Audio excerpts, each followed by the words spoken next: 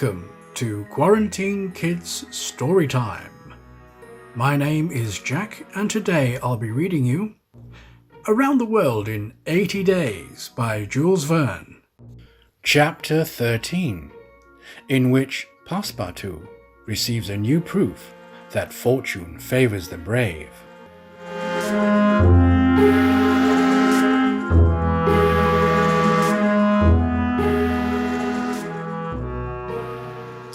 The project was a bold one, full of difficulty, perhaps impracticable.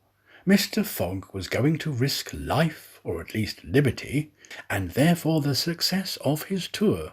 But he did not hesitate, and he found in Sir Francis Cromarty an enthusiastic ally. As for Passepartout, he was ready for anything that might have been proposed. His master's idea charmed him. He perceived a heart, a soul, under that icy exterior. He began to love Phileas Fogg. There remained the guide. What course would he adopt? Would he not take part with the Indians? In default of his assistance, it was necessary to be assured of his neutrality. Sir Francis frankly put the question to him. "Officers, I am a Parsee, and this woman is a Parsee. Command me as you will." "Excellent. However," replied the guide, "it is certain not only that we shall risk our lives, but horrible tortures if we are taken." "This is foreseen," replied Mr. Fogg. "I think we must wait till night before acting." "I think so," said the guide. The worthy Indian then gave some account of the victim, who, he said, was a celebrated beauty of the Parsee race, and the daughter of a wealthy Bombay merchant. She had received a thoroughly English education in that city, and, from her manners and intelligence, would be thought a European. Her name was Aouda. Left an orphan, she was married against her will to the old Rajah of Bundelkund, and, knowing the fate that awaited her, she escaped, was retaken, and devoted by the Rajah's relatives who had an interest in her death, to the sacrifice from which it seemed she could not escape. The Parsee's narrative only confirmed Mr. Fogg and his companions in their generous design. It was decided that the guide should direct the elephant towards the pagoda at Pillaji, which he accordingly approached as quickly as possible. They halted half an hour afterwards in a copse, some 500 feet from the pagoda, where they were well concealed, but they could hear the groans and cries of the fakirs distinctly. Then they discussed the means of getting at the victim. The guide was familiar with the pagoda at Pillaji, in which, as he declared, the young woman was imprisoned. Could they enter any of its doors while the whole party of Indians was plunged in a drunken sleep, or was it safer to attempt to make a hole in the walls? This could only be determined at the moment and the place themselves. But it was certain that the abduction must be made that night, and not when, at break of day, the victim was led to her funeral pyre.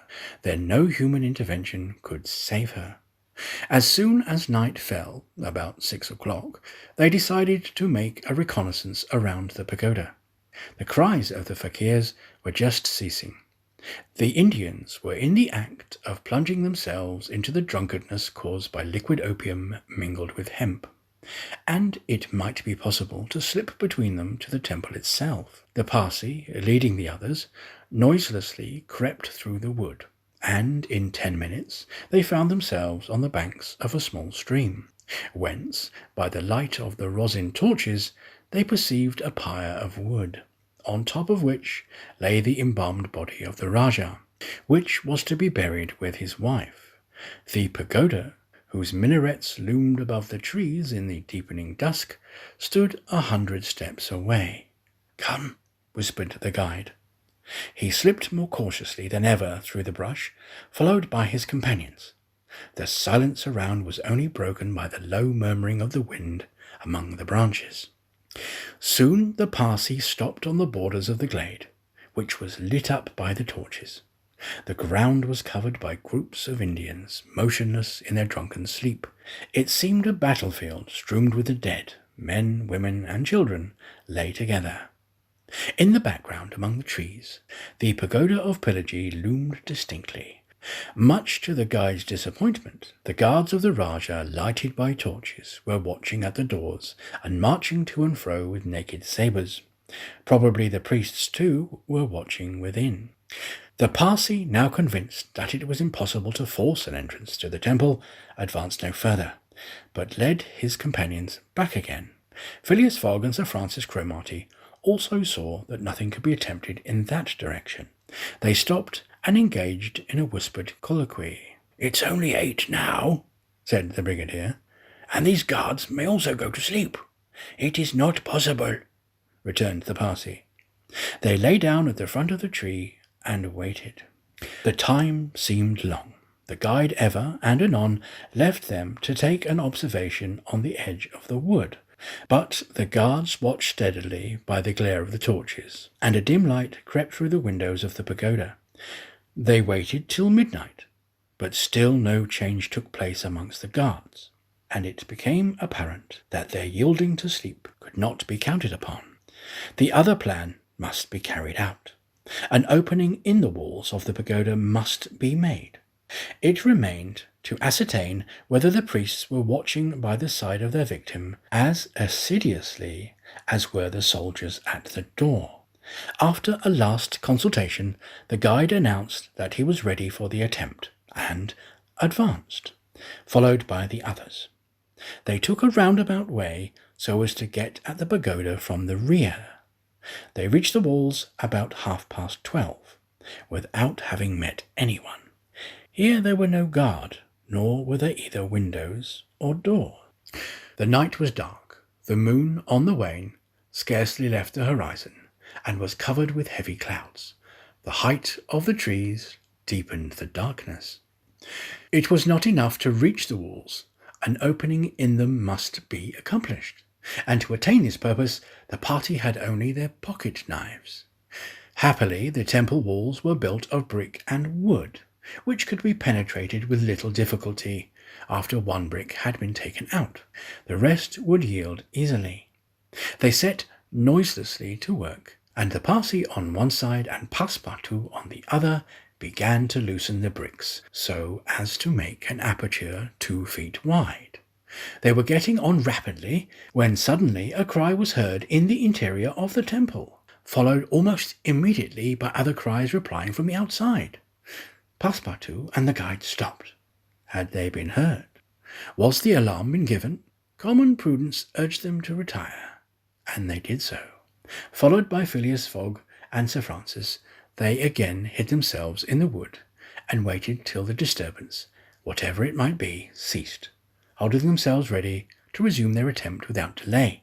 But awkwardly enough, the guards now appeared at the rear of the temple, and there installed themselves, in readiness to prevent a surprise.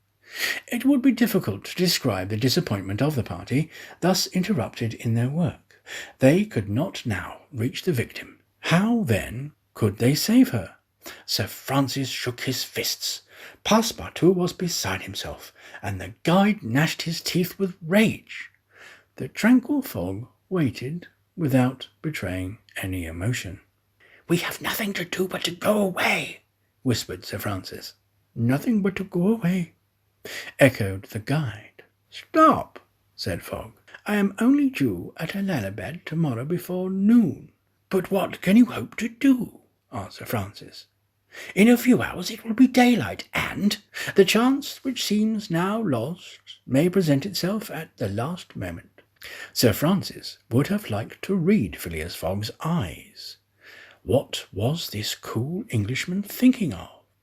Was he planning to make a rush for the young woman at the very moment of sacrifice, and boldly snatch her from her executioners? This was utter folly, and it was hard to admit that Fogg was such a fool. Sir Francis contented, however, to remain to the end of this terrible drama. The guide led them to the rear of the glade, where they were able to observe the sleeping groups. Meanwhile, Passepartout, who had perched himself on the lower branches of a tree, was resolving an idea, which had at first struck him like a flash. and which was now firmly lodged in his brain. He had commenced by saying to himself, "What folly!" And then he repeated, "Why not? After all, it's a chance, perhaps the only one, and with such sots." Thinking thus, he slipped with the suppleness of a servant to the lowest branches, the ends of which bent almost to the ground. The hours passed, and the lighter shades now announced the approach of day. Though it was not yet light, this was the moment. The slumbering multitude became animated. The tambourine sounded, songs and cries arose. The hour of the sacrifice had come. The doors of the pagoda swung open, and a bright light escaped from its interior, in the midst of which Mr. Fogg and Sir Francis espied their victim. She seemed, having shaken off the stupor of intoxication, to be striving to escape from her executioner. Sir Francis's heart throbbed, and, convulsively seizing Mr. Fogg's hand, found it in an open knife. Just at this moment the crowd began to move. The young woman had again fallen into a stupor caused by the fumes of hemp, and passed amongst the fakirs, who escorted her with their wild religious cries. Phileas Fogg and his companions, mingling in the rear ranks of the crowd, followed, and in 2 minutes they reached the banks of the stream, and stopped 50 paces from the pyre, upon which still lay the Rajah's corpse. In the semi-obscurity they saw the victim, quite senseless, stretched out beside her husband's body. Then a torch was brought, and the wood, heavily soaked with oil, instantly took fire. At this moment Sir Francis and the guide seized Phileas Fogg, who, in an instant of mad generosity, was about to rush upon the pyre, but he had quickly pushed them aside when the whole scene suddenly changed. A cry of terror arose. The whole multitude prostrated themselves, terror-stricken, on the ground. The old Rajah was not dead then, since he rose of a sudden, like a spectre, took up his wife in his arms, and descended from the pyre in the midst of clouds of smoke, which only heightened his ghostly appearance. Fakirs and soldiers and priests, seized with instant terror, lay there, with their faces on the ground, not daring to lift their eyes to behold such a prodigy. The inanimate victim was borne along by the vigorous arms which supported her, and which she did not seem in the least to burden. Mr. Fogg and Sir Francis stood erect. The Parsee bowed his head, and Passepartout was, no doubt, scarcely less stupefied. The resurrected Rajah approached Sir Francis and Mr. Fogg, and, in an abrupt tone, said, "Let us be off." It was Passepartout himself, who had slipped upon the pyre in the midst of the smoke, and, profiting by the still overhanging darkness, had delivered the young woman from death.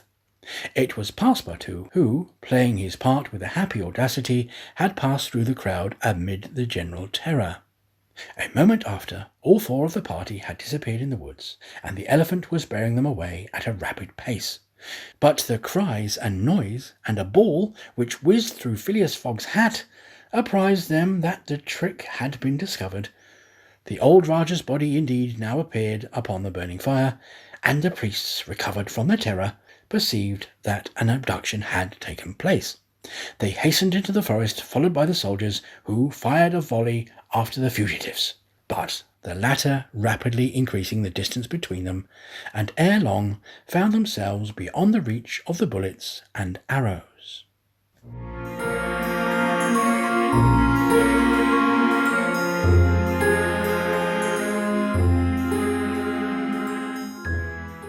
That was Chapter 13 of Around the World in 80 Days by Jules Verne.